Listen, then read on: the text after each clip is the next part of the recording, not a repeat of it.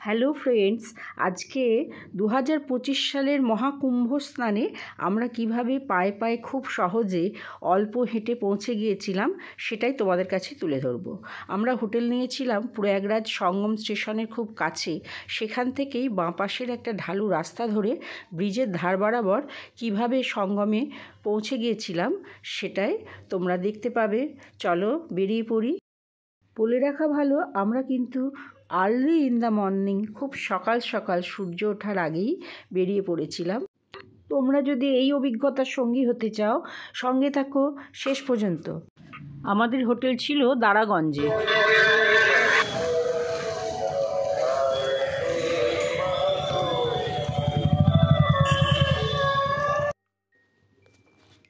শত শত মাইল জুড়ে এই মেলার আয়োজন অনেক দিন ধরে প্রস্তুতি চলেছে, দেখেই বোঝা যাচ্ছে।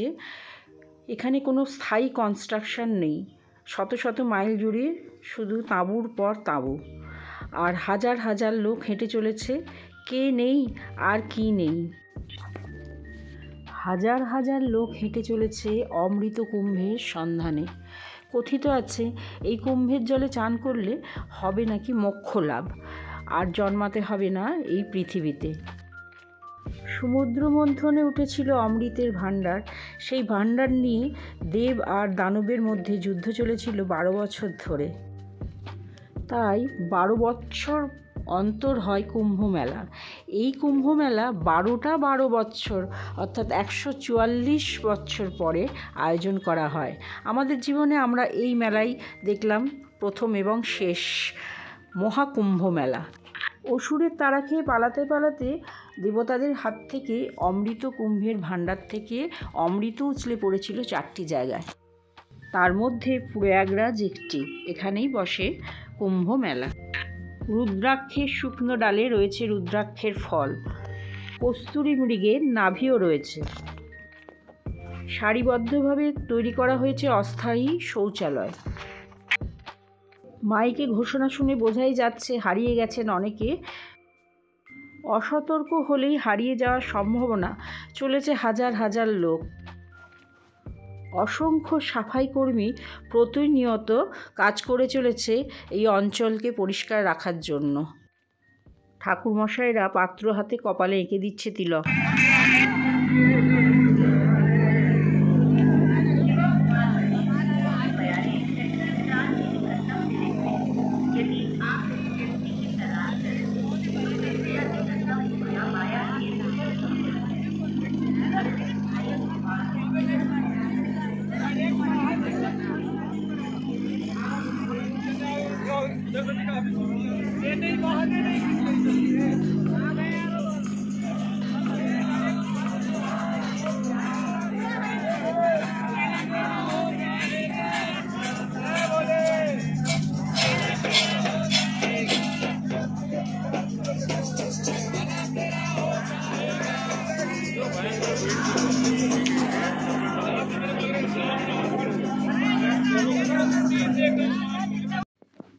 পদে পদে পুলিশের পোস্টিং রয়েছে। এরা কিন্তু সাহায্য করছে, আমাদের পথ নির্দেশ দিচ্ছেন।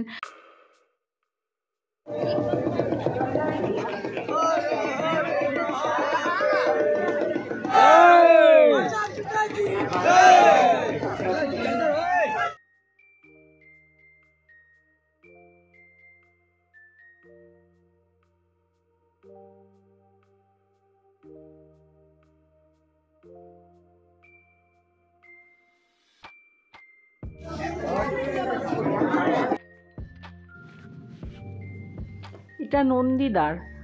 একাধিক দ্বার তৈরি করা রয়েছে, কাশ্যপ দ্বার, নন্দীদ্বার, সঙ্গম দ্বার।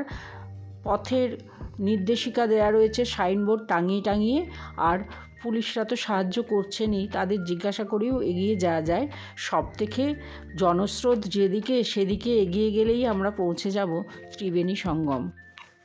পুরো অঞ্চলকে প্রায় 25-26টা সেক্টরে ভাগ করা হয়েছে। অসংখ্য আর্টিফিশিয়াল পিপা পুল তৈরি করা হয়েছে। এটা 4 নম্বর সেক্টর।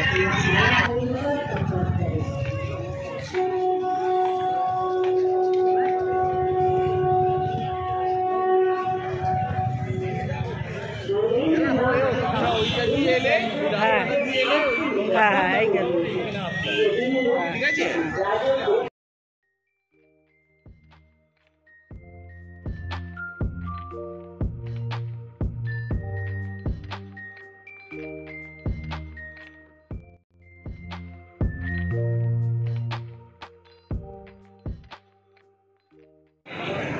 श्री कृष्ण बताते हैं कि आगे जो भी उठता है ब्रह्म को जानता है, और जो ब्रह्म को जानता है वो विप्र है।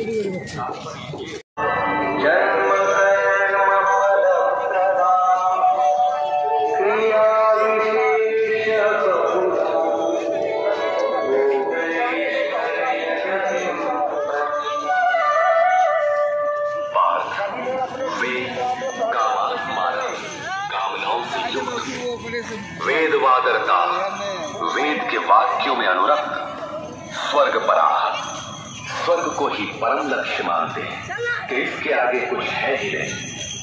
ऐसा कहने वाले अविवेकी जन जन्म मृत्यु रूपी फल देने वाली भोग और ऐश्वर्य की प्राप्ति के लिए बहुत सी क्रियाओं का विस्तार कर लेते हैं और दिखावटी शोभा नाम तो परम परमात्मा का ही लेते हैं, ओट में अनंत क्रियाओं का विस्तार कर लेते हैं। तो क्या अनंत क्रियाएं कर्म नहीं है? श्री कृष्ण कहते हैं नहीं, क्रियाएं कर्म नहीं है। तो वो एक निश्चित क्रिया है। अभी तो केवल इतना कहते हैं कि अविवेकियों की बुद्धि अनंत शाखाओं वाली होती है, इसलिए वे अनंत क्रियाओं का विस्तार कर लेते हैं।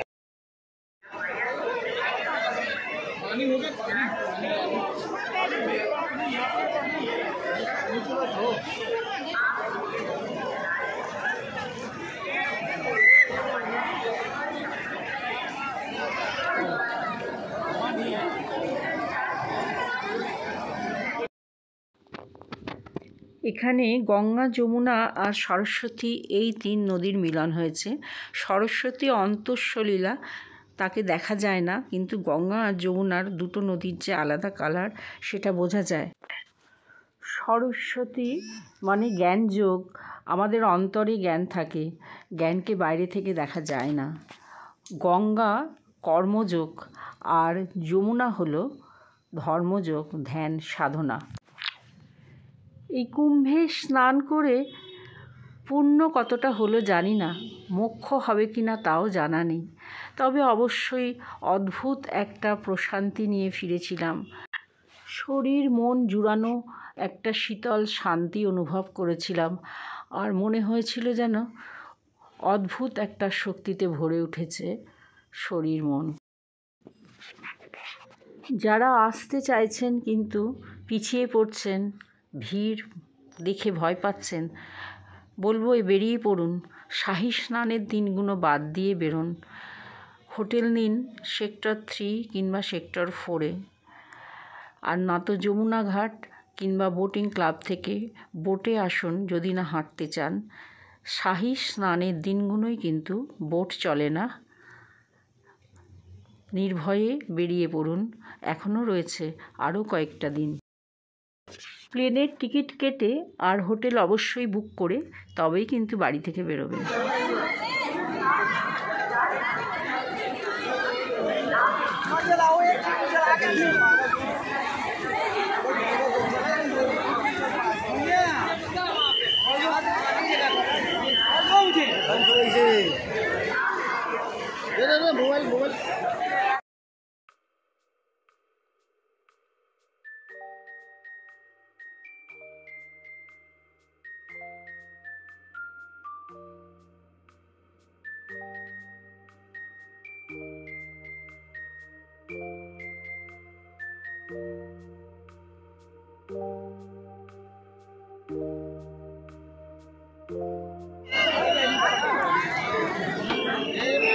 पानी पानी चावल नहीं দিব